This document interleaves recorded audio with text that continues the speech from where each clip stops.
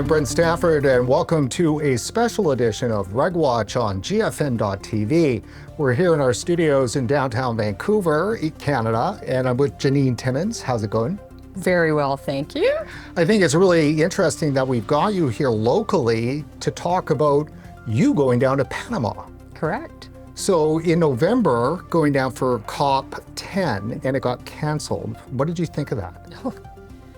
Extreme disappointment. I was geared up to go and meet a lot of people that I know of through Twitter and social media, and I've read their articles, and to meet these people in person was terribly exciting, and to be involved in something like this as a consumer was incredible. So it was a big letdown. How close was it? It was a matter of a week, wasn't it? I think it was about 10 days, perhaps. So yes, it was a bit of a shock. I couldn't quite believe what I was reading. I read about it first on Twitter, and I just thought, is this true? It is. And yeah. So tell us a little bit about your background. You know, what brought you to being a consumer advocate for vaping products? The least likely person that I would never have expected I would end up in these shoes. But I did smoke for 40 years, and it's a very long time. I gave up quitting. I stopped trying to quit smoking because every time I quit, I started again, and I couldn't take that anymore, so I just gave up. And I sort of resigned myself to an abbreviated life, and that was that. But I discovered vaping on a whim. I decided very quickly I would just zip to my local vape shop. I wanted to check it out. I had no plan to quit smoking. And I was in the shop for quite some time. They were fabulous. They asked me a lot of questions. I left after about an hour and a half, and I never bought another package of cigarettes. Within 2 weeks, I had quit a 40-year smoking habit, unplanned. And so what kind of impact has that had on your life? It's had an enormous impact. I didn't think it would have as large an impact as it has had. My confidence has grown. I'm actually quite a shy person, and I don't like public speaking. However, I've grown so passionate about this subject, and when I grew to understand that there was a threat to having it all taken away, I couldn't believe it, and I had to get involved. Did I think I would be on Twitter? No. It just sort of ended up that way. I've met the most amazing people, that not face-to-face. I like to say they're the best group of people I've never met. To have a shared vision in something that you believe in gives you confidence, and gave me the strength to carry on. And the further I got into it, the stronger I got. My confidence has actually grown. I'm not as shy as I used to be. I hide it well, but it has opened up doors for me that I never thought would be opened. What kind of doors?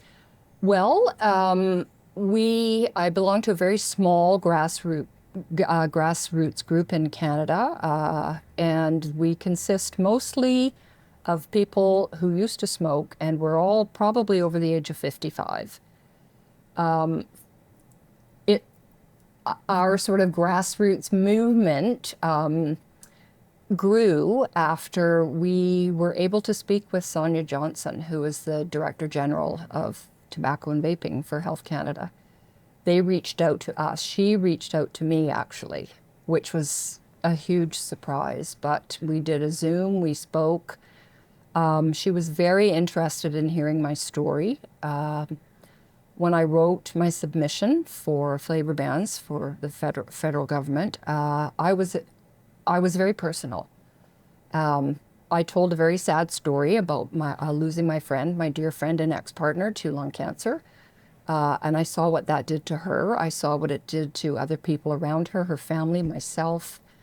And she was very touched by this. Sonia Johnson was very touched. So she got a hold of me, and we had a very long conversation. And from that stemmed Vapers for a Smoke-Free Canada. She was interested in speaking to other older adults who had quit smoking by vaping. They want to try to understand why vaping worked for us and other tools did not. They wanted to hear our stories, however personal they were, and sort of get to know the faces behind the data, because we're not just numbers, we're people. And it grew from there.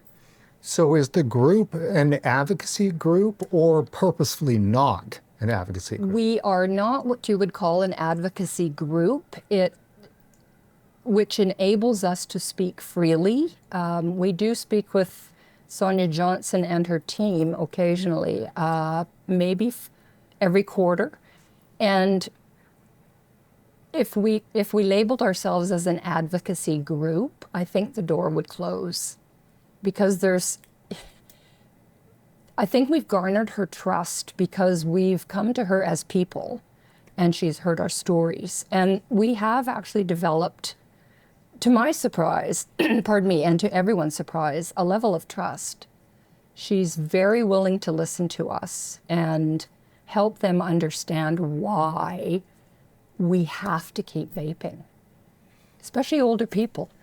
If you were an advocacy group, do you think that would cause some problems with those discussions with Health Canada, considering that the World Health Organization and the Framework Convention on Tobacco Control, they made it pretty clear that if you are industry or industry adjacent in any way, the government can't talk to you? Absolutely. There's too many, you're sort of stuck in a box if you're known as an advocacy group. Exactly what you said. There's not the freedom to speak, pardon me, there's not the freedom to speak as there is with a group of consumers. We're not out there, we don't really have a formal name. And once you do have a formal name, the door closes, I feel like, because we are attached, Canada is attached to the World Health Organization.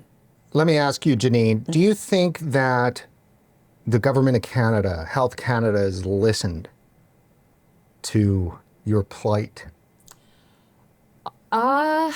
Maybe not as much as we'd like them to listen, but as I mentioned, the door has definitely opened a crack. And we do speak about their website, the official website for Health Canada. We have pointed out, in fact, we were asked to go through it as a group and individually and see if anything popped out that we didn't agree with, or we're not going to rewrite it ourselves, but they were willing to listen about that. We also had a Zoom meeting with the previous Assistant Health Minister, Carolyn Bennett. She requested a meeting there was about 5 or 6 of us, and we had an amazing conversation, which led to further conversations with Sonia Johnson and her group. We did go through not the entire website, but obviously the sections on vaping, and there were certain areas that we felt weren't true anymore. They needed to be updated. And eventually, I can't say that we can't take credit for this, but on the heels of those discussions, Health Canada did change a few things, one of them being they added vaping to their quit tool, which had not been done before. So we were all very excited about that because it meant that they had listened to us and that they were changing a few things very slowly, but changing nonetheless. So COP10 has been rescheduled to the first week of February. So what's the plan? Well, the plan, I would assume the plan will be to continue on with what the previous plan was. There will be, originally in November, I believe there were approximately 20 experts that would be there. And as the World Health Organization is going through their agenda on the daily basis, we were having what the TPA called a war room. So we would get information about what was going on that day, and we could discuss, so that we were able to try to maybe understand more about what was going on there, because of course it's closed. How do you feel about that? Terrible. Thank you for asking that. I fail to understand how the World Health Organization can have a COP10 and have representatives from all over the world and talk about people's health, but exclude consumers, the very people who will be affected by this. That makes no sense to me. To me, because we've seen small steps of success speaking with Health Canada, we see that it can happen. It's very slow, but it can happen. To exclude consumers, and it makes absolutely no sense to me, because we are, like I said, the people who will be affected by this. And it's supposed to be around health. It's not. Well, I guess that truly is the question. Is it really about health? Or Right. if it's not about health, what do you think it could be about then? Well, it seems, I mean, I could take a stab. It seems to me like it's about controlling people. Because as I understand it, the World Health Organization, they're not elected. They're an unelected body. Yet they seem to have this power over so many countries in the world. It makes no sense to me. We don't elect them. They're not in our government, but they can tell us what to do without talking to the people that it affects the most. Would you say that the World Health Organization has had an undue effect, maybe a negative effect on the vaping debate, or not? Oh, I'd say it's had a negative. As far as I know, in the bits that I have read, they would like to change very many things at COP10. If they had their way, I think that they would like to ban it worldwide. They would like a flavor ban. They don't want flavors. I'm not even sure they want tobacco. So they want to render it useless, really. A conference on tobacco and vaping should always include health. So what they're doing to me is the exact opposite. And I think it's having a negative effect. It appears, obviously, from the materials that we've read, that's from COP10 and WHO, is that they're looking to actually play with language. Yes. They want to redefine what smoke means, and basically say, well, vapor is smoke, and then they could ban it like you would a cigarette. Mm-hmm. Again, I don't know how they can possibly think that it's okay and acceptable to change the definition of something. Scientific. We know that smoke is caused by combustion. It's pretty simple. Vapor isn't combustion. There's no smoke coming out of our teapot or tea kettle, but they want to change that. So what else would they like to do? That's what worries me a bit too. If they can rewrite things in language, what will they do next? They actually have no business doing that. It's similar, though. In Canada, of course, there's a lot of advocates that are still to this day upset that, vaping was put into the Tobacco Act. So it's the Tobacco and Vaping Products Act, or the Vaping Tobacco Products Act. And, thus it was deemed to be a health hazard. Mm-hmm. And once something is deemed to be a health hazard, you can't really step back from that. And in the United States, this is just a battery, but it's a battery that powers a vapor device. So thus, this is a tobacco product. Correct. And that sounds to me like the U.S. has been pretty good at playing with language themselves. I would agree. I agree about the U.S. and Canada. When the minute you use the two words tobacco and vaping in a title, people think they're the same. I don't know how they couldn't think otherwise. In the States, in the U.S. is a real puzzlement to me, because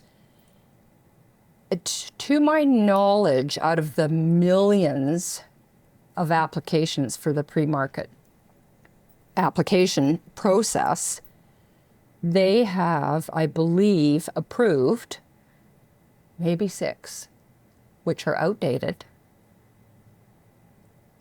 And lo and behold, they're made by a big tobacco company.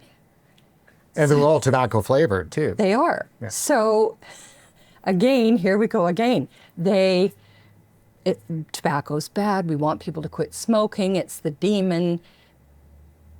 But they will approve 5 or 6 tools to quit smoking that are made by big tobacco. If you could send the Canadian delegation one message before COP10 happens, what would that message be? To please continue to listen to consumers. We're actually fighting for our lives here, and we're doing exactly what we've been told to do all of our smoking lives, which is quit. But where's the parade? We've all quit, and we're still waiting for the parade. They need to continue to listen to us. I feel when the lines of communication remain open, it's always a positive thing. To close us off would be an enormous mistake. And if they're truly concerned about 5% smoking rates in 2035, they need to continue to listen to the consumers. We are the voice. I mean, yes, there's many people behind the scenes, but the consumers are a large voice that needs to continue to be heard. I think they know that. Is the position, the framing of consumer, something you think the governments are actually reacting well to? Because it's got a market implication. It does. I had not thought of that actually, but yes, it does have it does. But I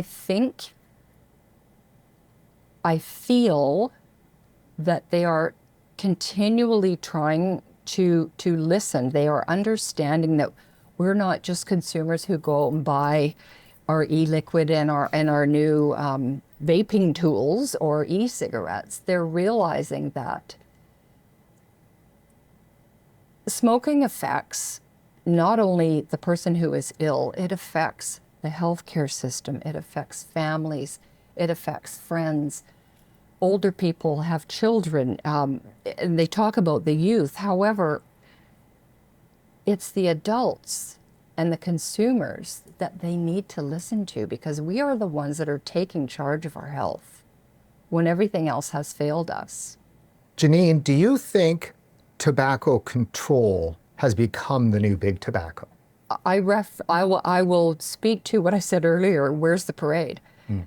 There's no celebration that so many people are quitting smoking by vaping. There's not a parade. There's not a tuba. There's no confetti. There's nothing. In fact, they just continue to dig to try to find the worst thing possible, which tells me, at first I have to sit back and think, well, why are they doing this? Oh, because if there's no smoking, they've done their job. Pat yourself on the back, you've done an amazing job, and take credit where credit is due and move on. But they're not.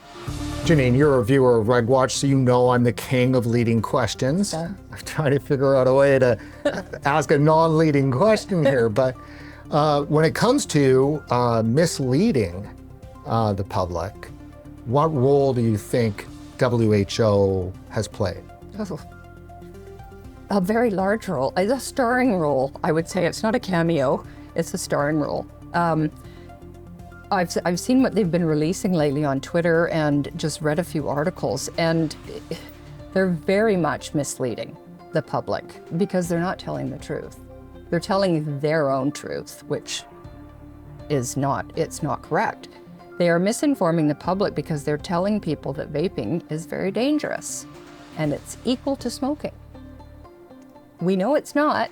I'm not sure where they've been, but they have to know that what they're saying is not true. They have to. Otherwise, my goodness, would you trust them? I wouldn't. Well, so if they're purposeful about it, what does that say about them? It means that they're not to be trusted to me. I think they've run with this for a very long time, and I'm kind of feeling like they're not used to getting kickback. They're not used to, this is the consumers and the vaping industry is huge.